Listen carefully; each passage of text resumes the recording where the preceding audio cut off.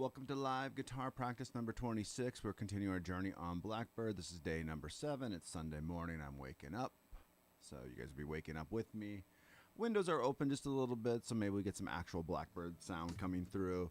If you guys want to support us, you want more videos like this, you need sheet music, become a member at musicbythemeasurespro.com, or like, comment, subscribe on this video. All those good things help the channel grow, because that's what every YouTuber says, and I think there's some truth to it. So as my warm-up, I'm going to be going slow tempo. This is going to be very similar to my practice last night, where after like a 45-minute or 50-minute session, my hands started getting a little tired, but I was getting the measures to where I wanted them to be. They just need a little bit of a cleanup. And it's always good to just start kind of like where you left off the day before. I know it sounds very simplistic to say, but sometimes those things need to be said.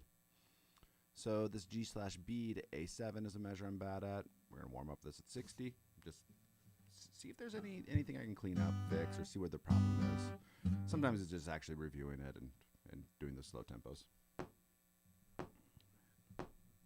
2 and 1 and 2 and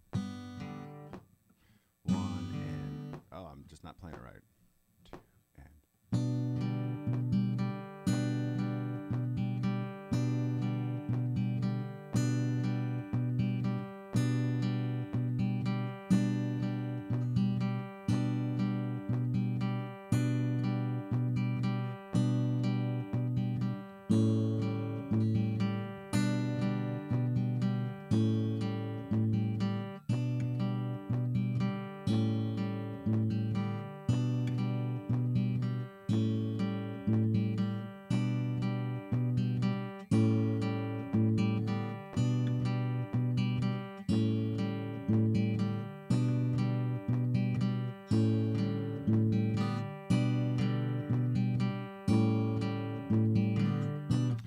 every once in a while you hear that extra note inside that measure, right? Or, you know, inside my strum. Just trying to clean that up. But I'm also going to be okay with it. Like, I'm just trying to warm the hands up. I did a little stretching before I got started. Very important if you're going to play for a while, which I plan to do for a bit. Though last night I planned on, after my guitar live, to do a drum live, and instead I went drinking with friends. And that was good to do too, but, you know, I did not make it back to the studio in time. Well, I did make it back in time, but I might have been a little inebriated to do a live drum. It wouldn't have been good.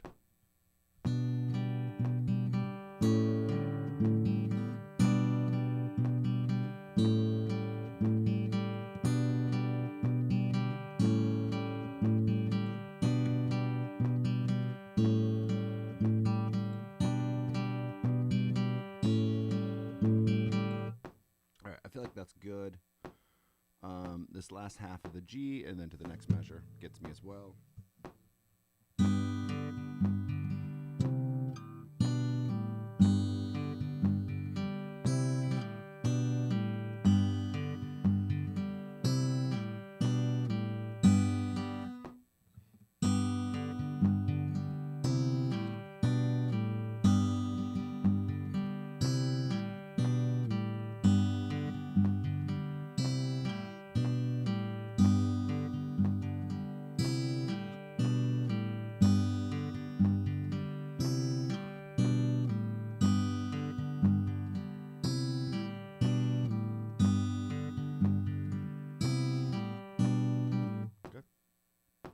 Now, if you watched last night, and if you did, great, awesome. Thank you for watching.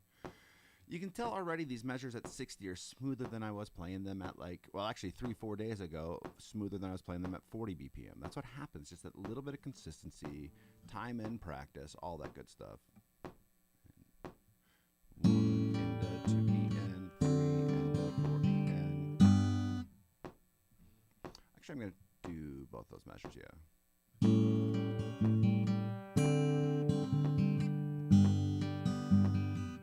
Actually, no. I'm going to stick to just the A7, D7 sus4.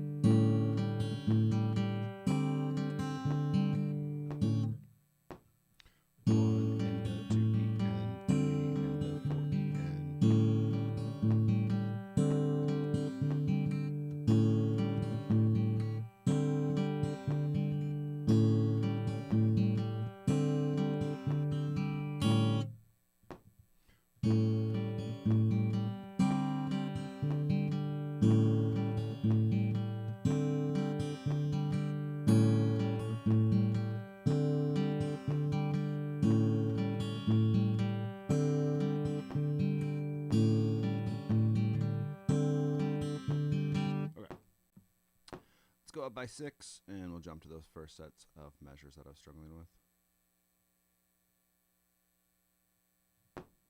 2 and 1 and 2 and...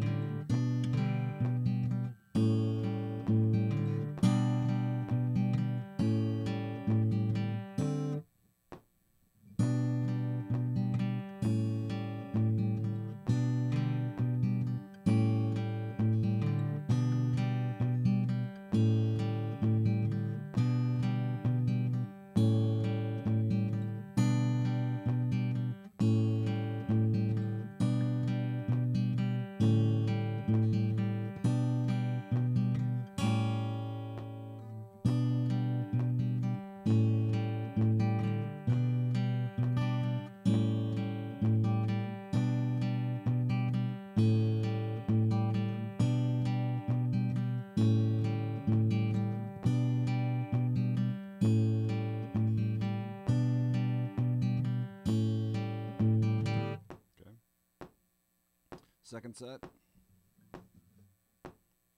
2 and 1, 2.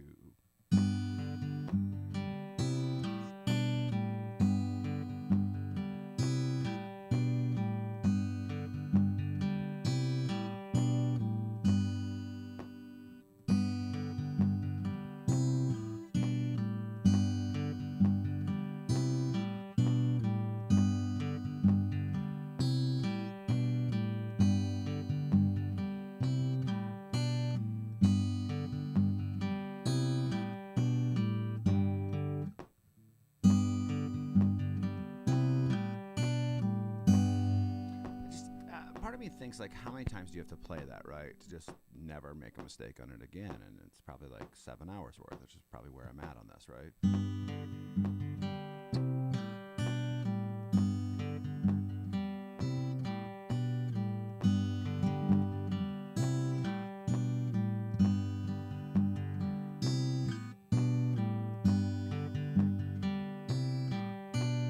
Okay. Next set.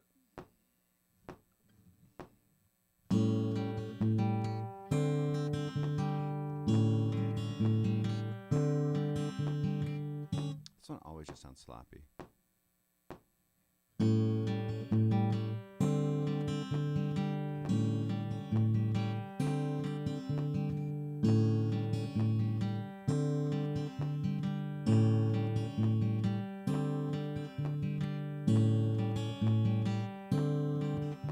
And that, so I'm being picky now, right? That transition between this chord, 1, 2, 1, 2, and 3, and 4, and 1, 2, and 3, and 4,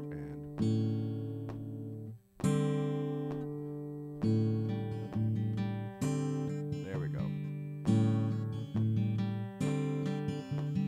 It's very much like I was playing the staccato idea of both things, right? Not connected, not legato at all.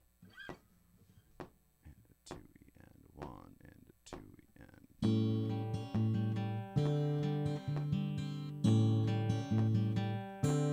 Still doing that.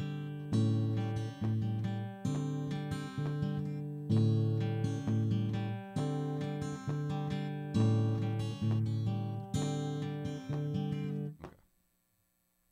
Let's see, what did I earmark this whole song for today? 60. I say we tackle the whole thing a minute at 66, is what I just played those all at. I might go back and forth between just the single measures. Got about 45 minutes I'm planning on doing on this before I have to move on. So 66 is where we were just at on those single individual measures, and then I think doing this whole track at that is, or the whole verse at that is a good idea. And then go up to 72 and just those individual measures.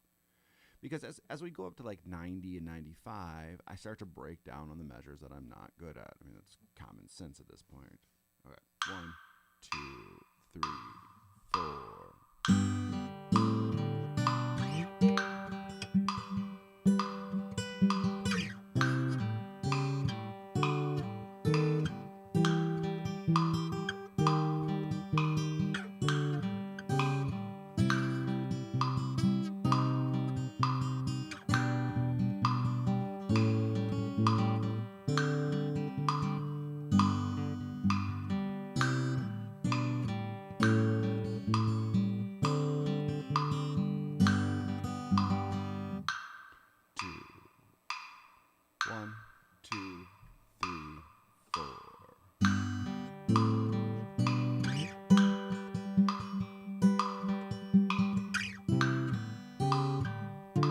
just playing way too fast.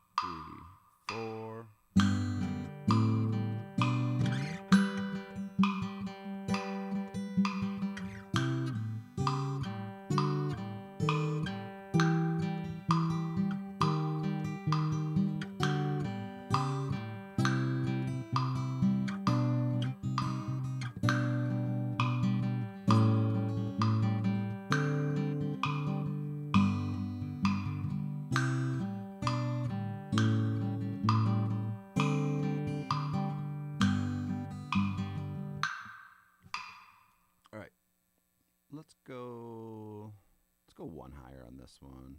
So we'll go to 72. And then we'll go back to the individual measures at a time, because otherwise I think it's going to be too redundant for me and I'll get bored. All right, 72, 2, 3, 4.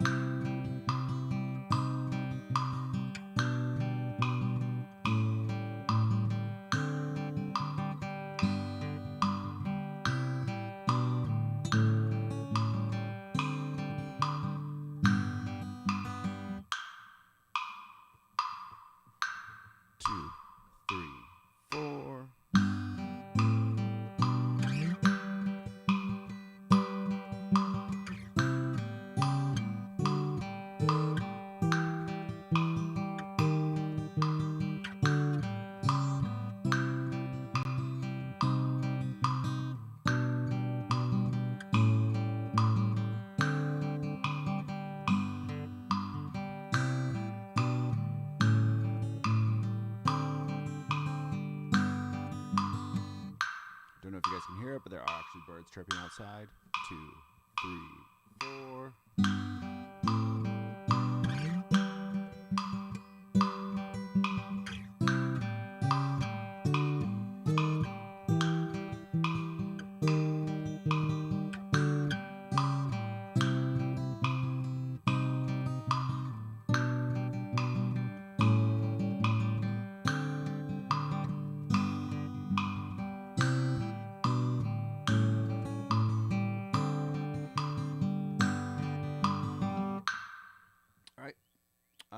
So 72. So let's do those measures I'm bad at. Let's do 70. No, we'll do 78. Kind of push ourselves, and we'll jump into the full track at 78 as well. Just trying to, like, again, change it up enough where it gives you a break to think about it differently. Think about it this way. Like, I'm struggling at 95, and if I keep on practicing the same way, I'm probably not going to jump that hurdle. I got to figure out a different way to attack this. And part of it is like fatigue, right? Like playing something for 45 minutes to an hour just wears you out a little bit. So 1, 2, 1 and 2 and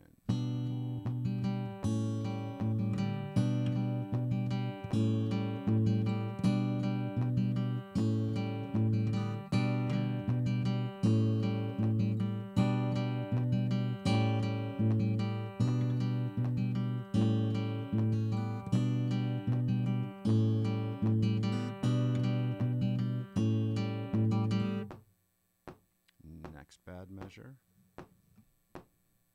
Or measure. 2 measures, but half a measure. Measure.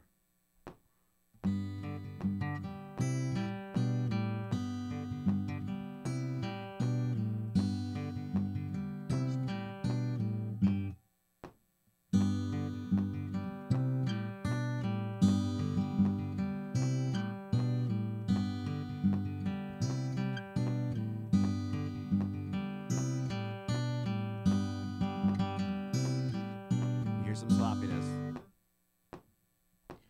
1 and a 2E and 1 and 2 and next 3 and a 4E and 1 and 2 and 3 and a 4E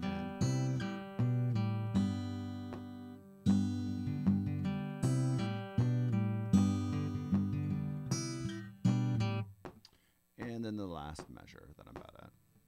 You could argue, not great at any of them. 1, 2.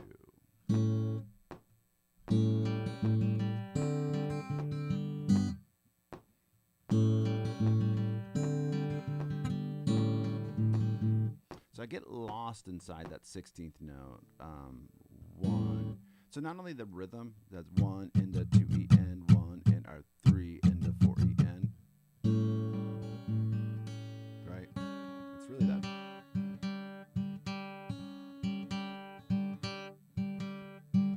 Trying to do that right. So it's kind of like a pat of the finger up, and then on that down is fingernail.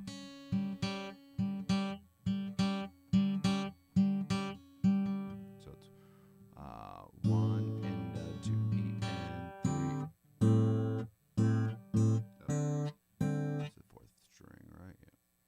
Yep. 1 and a 2E and 3 and a 4E and.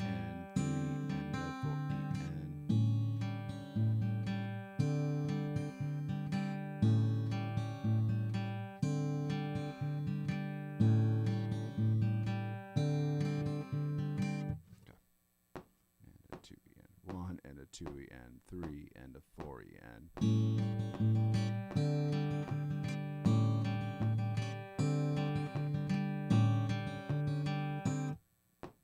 1 and a 2E and 3 and a 4E and 1, 2.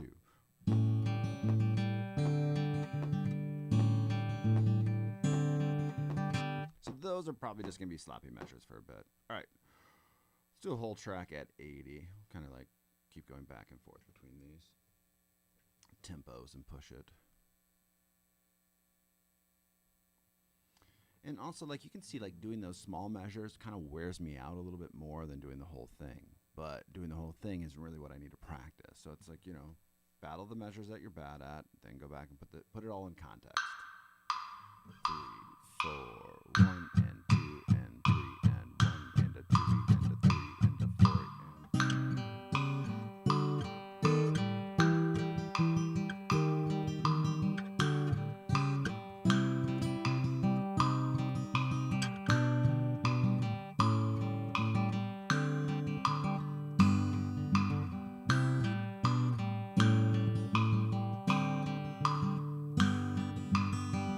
And I could live with that. That wasn't great, but I could live with that.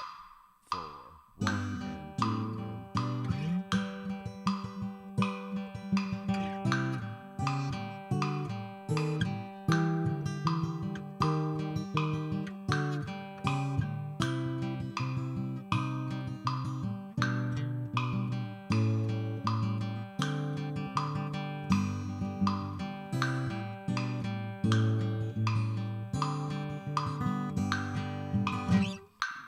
That one was worse, but still could live with it. I just get a little like spacey, and like spacey as in like not knowing the distance, so like opposite of spacey, I guess. This finger just gets lost, and it's not fine-tuned enough to hit just those strings on those chords. So, you know, I could spend 15-20 minutes on fixing that. I don't think that's what we're going to do today. If anything, today I just want to get up to full speed and be consistent at full speed. All right, let's do a couple more at 80.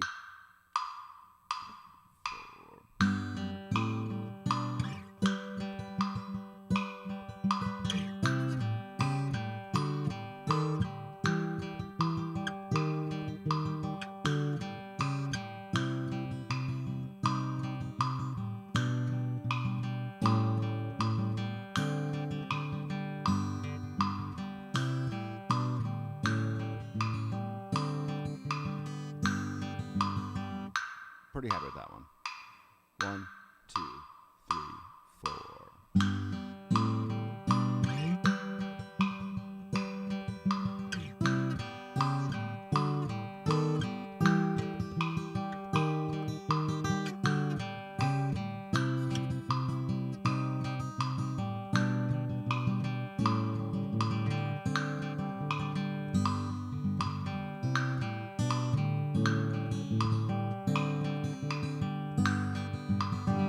Now, if I was going to call myself out, and I will, just so you know, I saved myself from the comments, though I don't know if anyone else noticed it. On this right here, I'm not getting these zeros, like that 0, 5. I don't feel like I'm doing that well. Yeah. This is me being ultra picky. And I'm not going to fix this right now. Like, you got to understand where your temperament is for the day. My temperament for the day is not like fine-tuning these small details. Like, that would probably make me a little crabby. Instead, like, I'm like, okay, well, get up to speed, get this hand more comfortable, take a day off. But I'm not getting these open second in there. I'm not really getting that G on there on that. Oh, that one doesn't have it. Now, that's me being ultra picky, right? Unless Paul McCartney is watching you play, you probably don't need to worry about those 2 notes not getting rung out. The other thing is, like, I talk about this in lessons a lot. A recording is a finite picture of one thing that happened. Like, Paul McCartney played this a certain way. Go watch him play it live. He may not get those zeros in every single time. When John writes a tab, he writes a beautiful, beautiful tab that represents every note that's hit. I mean, like, look at this muted 7, or this muted note on the 4th string. He picks it up. He notates it, and I love that. I loved it when I owned the teaching studio. It was great. It helped a lot for kids to be like, oh man, I hear that beat and I got to play that beat. Where I had other people that were like, that's close enough, and I'm like, well, no, because this song might be a great example of, like, you don't have to replicate every note. But there's other songs where it's like, if the drummer puts a foot hi-hat in, it'd be great for that drum teacher to be aware of that, so they can put that in as well and teach a student that, hey, this drummer did this and they probably did it for a certain reason. All right, that's my speech. Let's do the whole thing at 82. No, we'll do 84, and then we'll go back to looping at 90. Small tracks, or small measures. 2, 3, 4.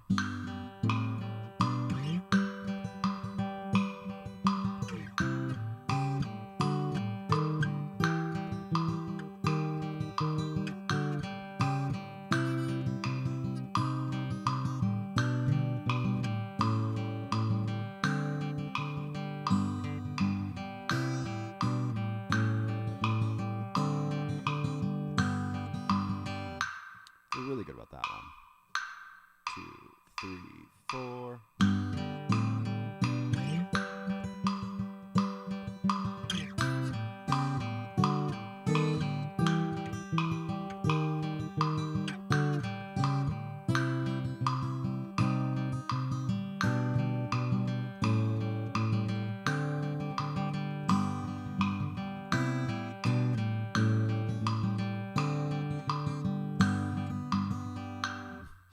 You can hear I just give up a little bit on that last measure of G.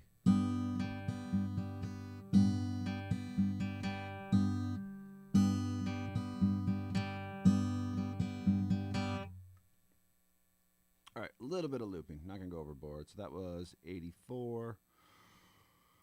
Let's do looping at, let's do 90, yeah. I think that's what I said I was going to do. And I felt like I did represent this measure better the last run through. So those opens were there. All right, G/B. 2 and 1 and 2 and 1 and 2 and 1 and 2 and 3 and 4 and 1.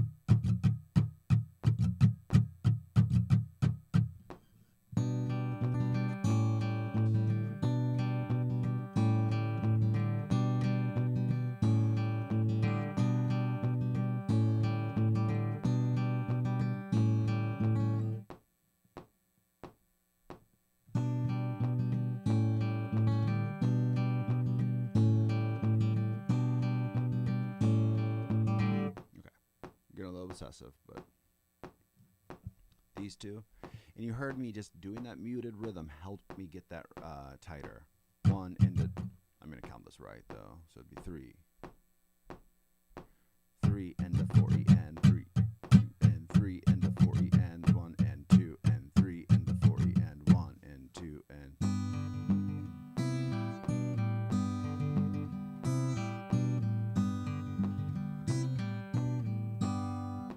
1, 2, 1, 2. That's fast.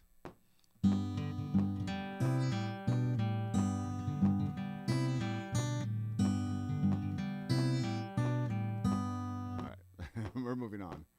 This is probably gonna get a little sloppy here, and it'll tell me like I can't really play these measures yet. I just get lucky, or like I just can't be consistent. 1 into 2E and 1, 4 and 1 into 2E and 3 and 1 into 2E and 3 into 4E and 1 into 2E and 3 into 4E and so I can play it. I can play it once. See if I can play it twice. 2E and 3 into 4E and.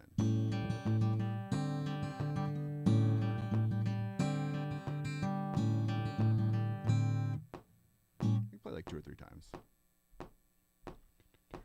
3 into 4 and 1 into 2E and 3 into 4E and 1 into 2E and 3 into 4E and. Okay, we're gonna leave that.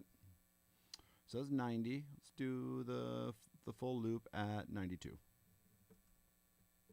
We're kind of building a bridge, right? We're like just leveling this up, leveling this up, leveling this up. Maybe we're building a foundation. Might be a better way to say it.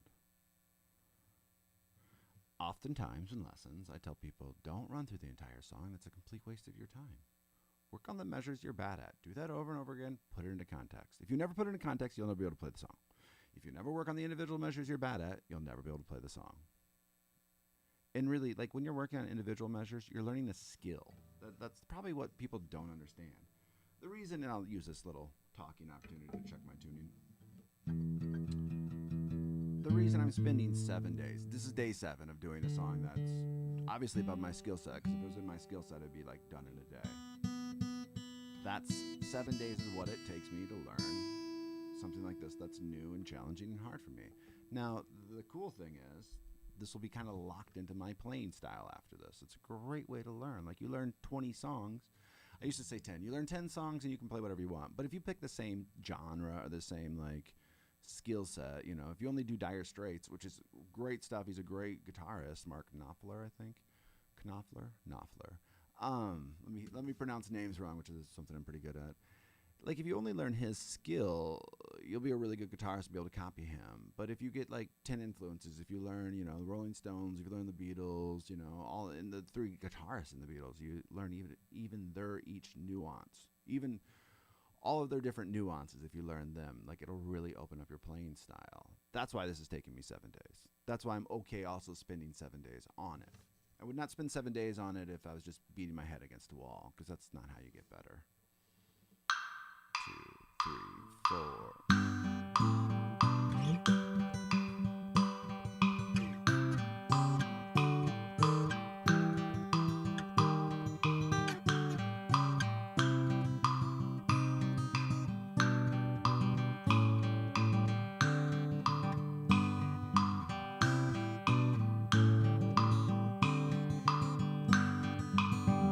Now that I give kind of like I give myself a B+ on that one. 4.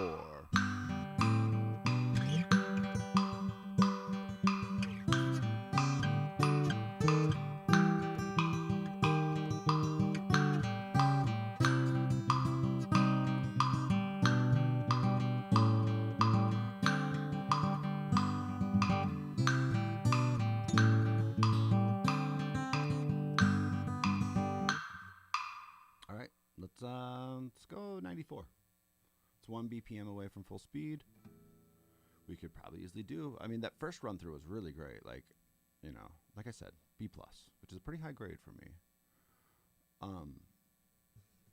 But I can kind of feel like a little bit of fatigue setting in at 30 minutes. So we'll do a couple more. 3, 4.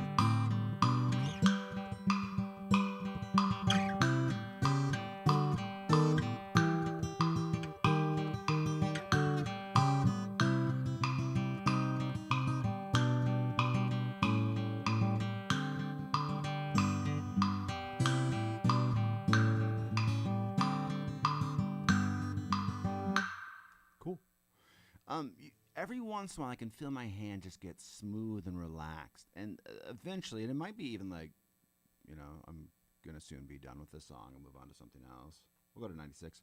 Um, it might even be taking a couple weeks off, letting that foundation cure, as they would call in the building industry. I guess it's not the foundation. Well, no, it is the foundation. When you pour cement, it has to cure. You can't build on it right away, right?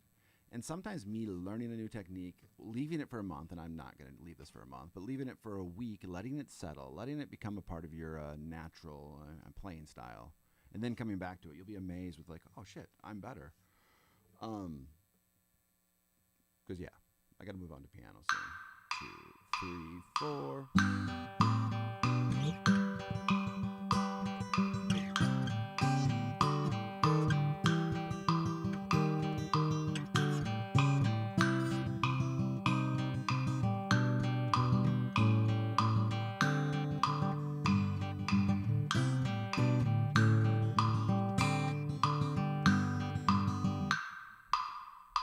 One, two, three, 4.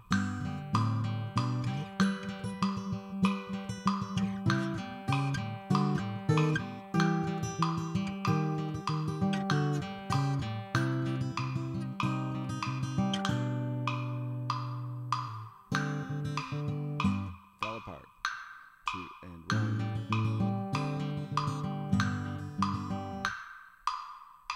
1, 2, 3, 4.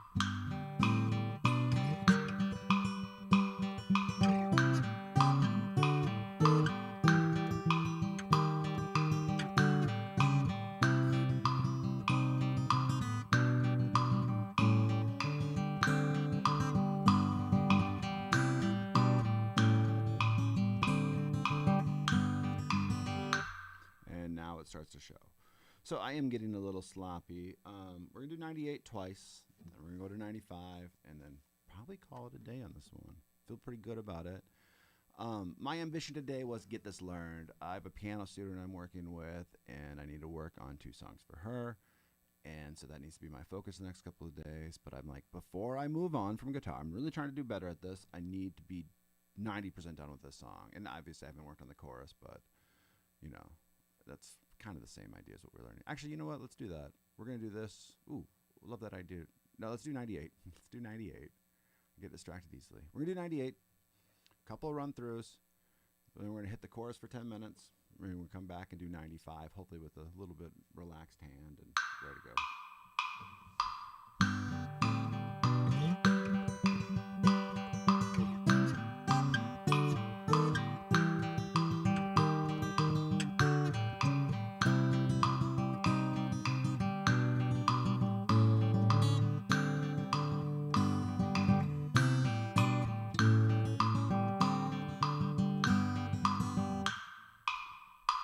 One, 2, 3, 4.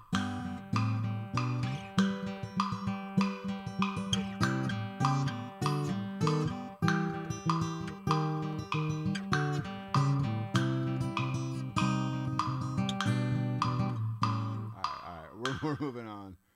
My hand is giving me the, hey, my guy, we're done warning. So let's go look at this chorus. And if anything, what we'll do is just kind of like a light run through of it. And again, verse 2, he might play one note differently. All right, nice, I already have a tempo marking there. Not going to make that a thing that I'm concerned with. Right now, like if I'd go, my ambition is in the next couple of weeks to go perform this live. I would just copy and paste the first, second, third verse. It's close enough. And then if later I want to do like loop tracks for this, I'll spend time learning the different little notes that he played.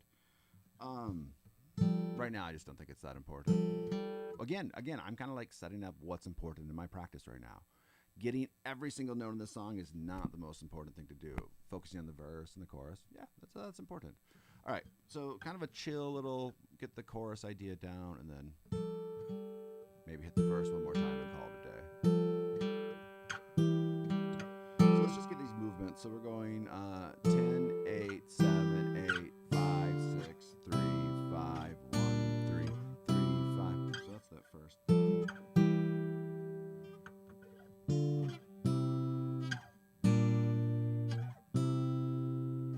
All right,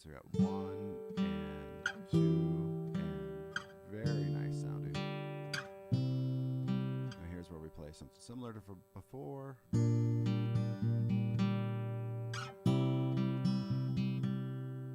So I don't know how slow 48 is. I'm guessing pretty slow.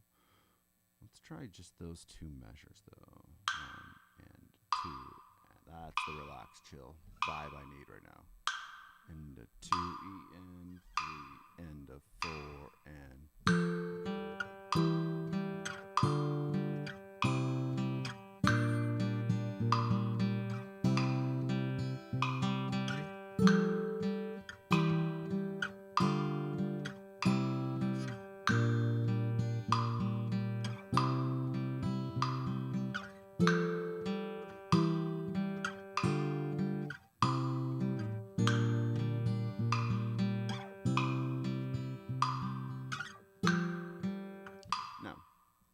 You're learning something new. You can tell that your hand's tired. I'm talking, obviously, about myself.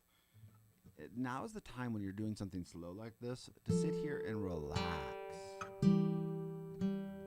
Take away the... play the right notes. Take away the tension in your hand. The reason I can't play that fast part is because I'm playing with tension.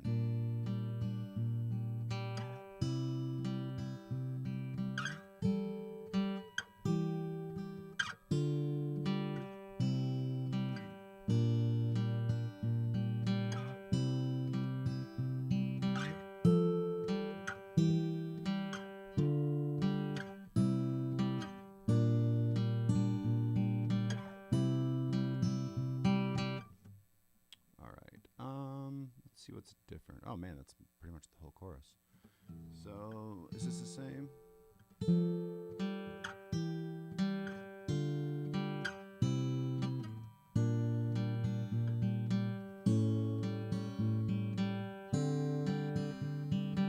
Cool, let's do that.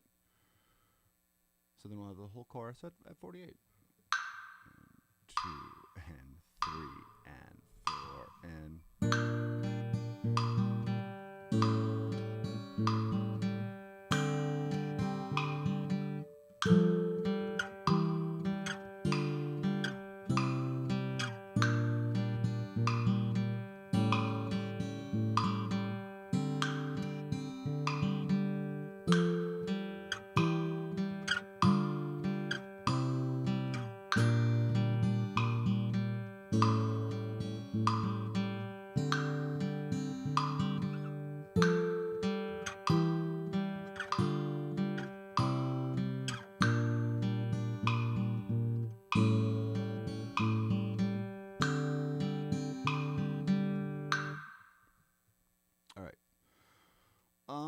I want to keep it chill, but let's go up by 6s, so 54. And we'll just hit this whole chorus a minute. Do this for a little bit, and then, like I said, we'll review that verse and then call it a day on guitar.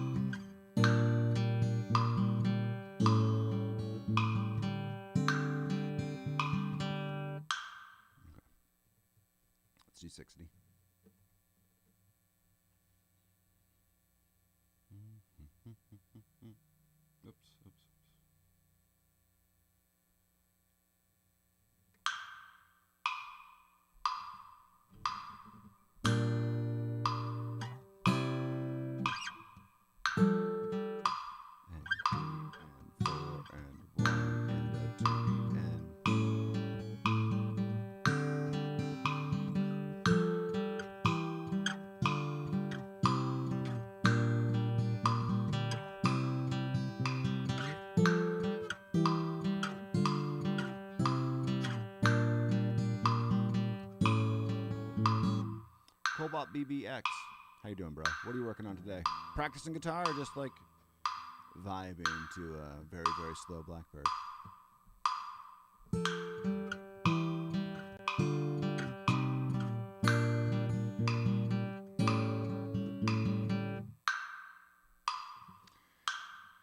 There might be some people that live stream their practice. I might be one of those persons. So yeah, this is obviously I'm only on number 26, but this is my new thing now. We're live streaming kind of like this is day 7 of working on Blackbird. You kind of see my faults and what I'm working on, what I'm bad at, maybe where you might stumble if you're learning this. Maybe you're a better guitarist than I am. Yeah, we're number 26, so these are relatively new. We also own a sheet music company at musicbythemeasurespro.com, and like it's a great place for. Well, actually, okay. I owned a teaching studio for multiple years. I'm gonna do like a quick rehash because there's a couple people that watch these and have heard this story before. But I owned a teaching music studio, and I kind of got burnt out and wanted to take a break. And I was kind of jealous of everyone who had the time to practice, and I didn't by running the studio. I think at the time, our most popular, we had 120 kids. We specialized in kid bands, so we'd have like 10 to 15 kid bands at a time. And it was just too much. How long am I playing guitar? Or how long have I played guitar? I'm playing guitar for about another 15 minutes, and then I'm going to be... Actually, this is a nice little break anyway. Anyway, so a guy who worked for me, John, wrote phenomenal sheet music, more detailed than anything you could find online, and written really well for like a full-piece band, which is what we had as kids there. And so, yeah, we just, when I decided to take a break from the teaching studio, we decided to launch this. Now I'm teaching part-time and doing this, hopefully full-time, but it's a little bit like in between everything else. But yeah, part of the idea of these videos are, hey, here's how you learn the song, here's how you practice, and a good opportunity for me to kind of like refine some skills, not only playing in front of other people, but also like, I don't know, I'm not that good at everything, so it forces me to get better and train and whatnot, and then obviously advertise our sheet music in memberships as well. That's my long speech. So I've been playing since I was 16. I've been playing, I think, since I was 14. I had one guitar lesson. It was terrible. Literally the teacher, hey, thanks, bro. Literally, I had one guitar lesson. I don't know if I regret this because it forced me to learn in a very divergent path. But I had one lesson, and the guy was the music teacher in grade school and high school. He did both. And he goes, no, you're good. You're good. You don't need a lesson. And I was like, oh, but I don't know this thing at all. He's like, no, you're good. You're fine. You don't need a lesson. And so literally I walked away going like, well, I just have to teach myself. And this is like 2000 and actually like 1998. And the internet was brand new and there were tabs, but there was no YouTube. And yeah, so I struggled for quite a few years and was able to teach early on because I was just better than the students I was working with and really didn't fall into a good practice habit, was really, wavering in how to learn how to practice. All those good building block things I wasn't able to do. The funny thing is I was able to launch a teaching studio, launch a lesson studio, and all that stuff, and being a moderate player. So another part of this all is me just leveling up. So, yeah. So, Cobalt, do you play? That's my 2 long stories. Now I don't remember if I did 60. We'll do 64, and then we'll hit the verse a couple times.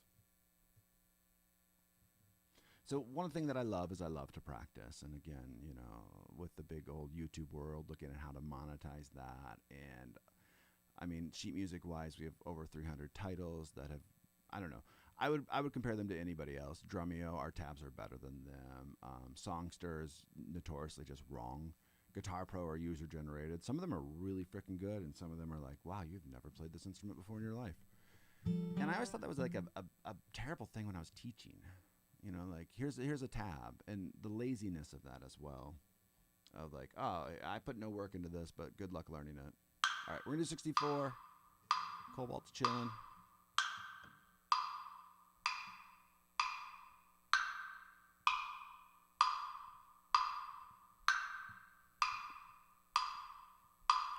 One and two and.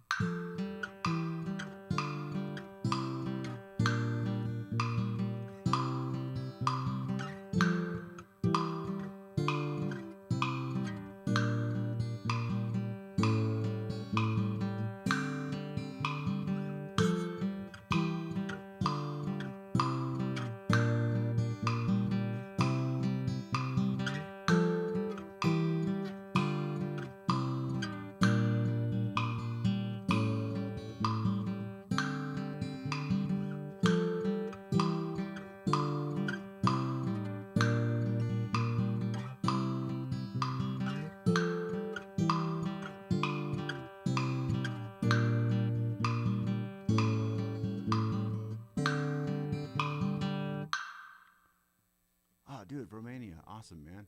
All right, Cobalt says, I'm also self taught guitarist. I love classical music, and I'm very glad that I live in the period I am living. Dude, I think there's like huge pluses of the period that I grew up in. I don't think I took advantage of them. The lack of social media. Um, there was enough internet around that you could learn a lot. There just wasn't YouTube like it was early on MySpace.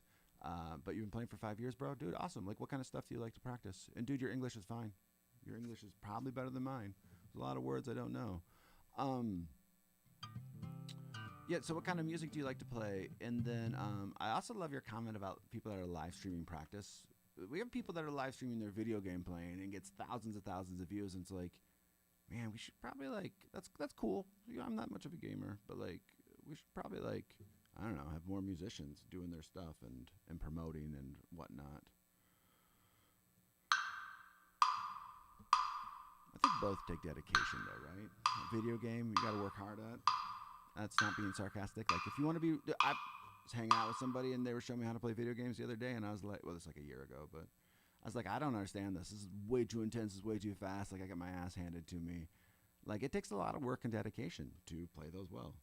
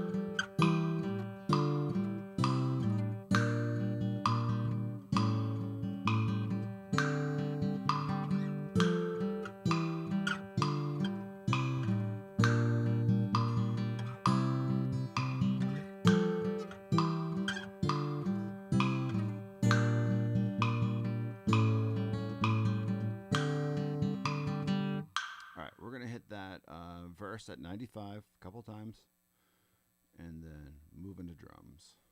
Do I have enough time? Yeah. If I get going right now, I have enough time. So, all right, 2 times.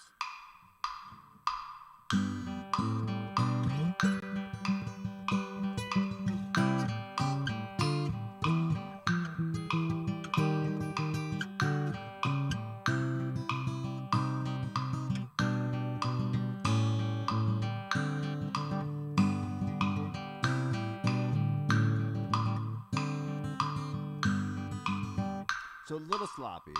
1, 2, 3, 4.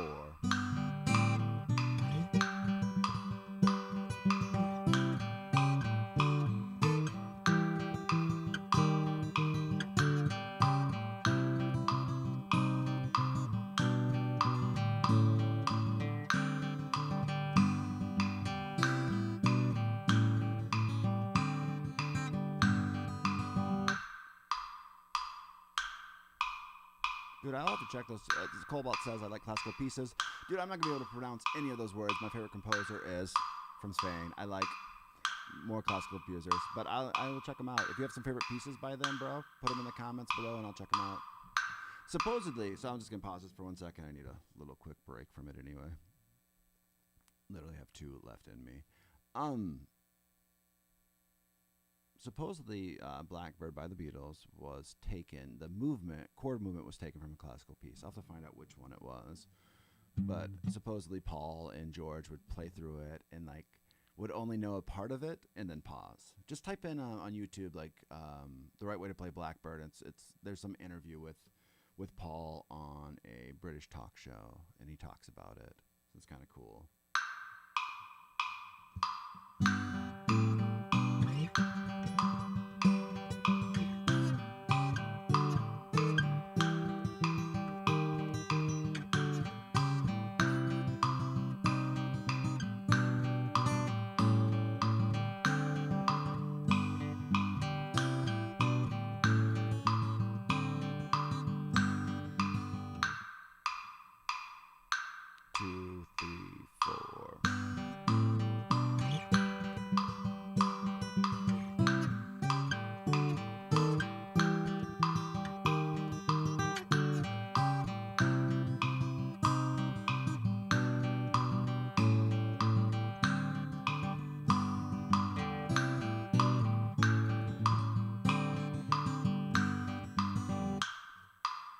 All right, I'm gonna call that good, guys. I'm gonna set up drums a minute. That was actually a pretty good run through.